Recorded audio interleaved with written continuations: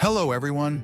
Today I'm going to take you on a very special culinary journey where the fresh taste of ocean-caught fish meets the nutritious benefits of seaweed, all harvested straight from the ocean.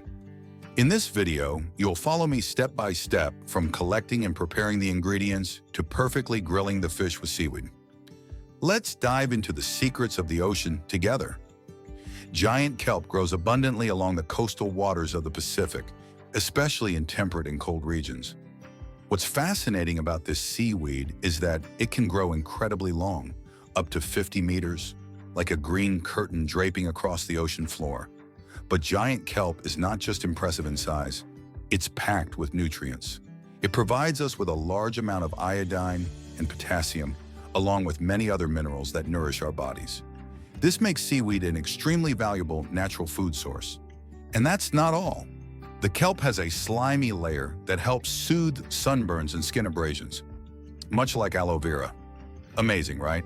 In terms of food, seaweed can be enjoyed in various ways.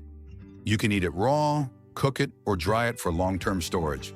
Especially the air bladders, the parts that help the seaweed float, are delightfully crunchy when eaten. However, when harvesting, I always make sure to pick fresh seaweed directly from the water. The pieces that wash up on shore often have sand and debris, so it's best to avoid them.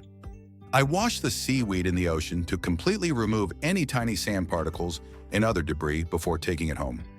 After collecting the seaweed, I hang it out to dry. The simplest method is to hang it outside, allowing the sunlight to naturally dry it. But one thing to be mindful of is that wild animals like raccoons love to eat seaweed, so be careful to protect your harvest. I usually let the seaweed dry for about 3 days, though it can be left longer if needed. Once fully dried, it can be stored for a long time without spoiling. The best part is that dried seaweed retains all of its nutrients, and it's even more nutrient-rich than many land plants. Even though seaweed is highly nutritious, it's not enough for a complete meal on its own. That's why today I'll be combining it with another food, freshly caught fish. This morning, I went fishing and caught a beautiful fish. To prepare the fish for grilling, I'll use a special ingredient from the seaweed, the salty air bladders. As the seaweed dries, natural salt accumulates on the air bladders, creating a flavorful seasoning. Now for the most exciting part, grilling the fish. Before placing the fish on the grill, I like to sprinkle a bit of water on it to keep the meat moist during cooking.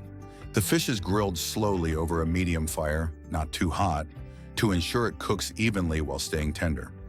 After about 12 minutes, I flip the fish to cook the other side. This process takes about another 10 minutes, depending on the size of the fish. When the fish is done, I take it off the grill. As you can see, even though the fish is cooked, it still retains its natural color and doesn't dry out. The flesh is tender and delicious, thanks to the slow grilling and careful moisture control. Now it's time to combine the grilled fish with the seaweed to create a perfect meal.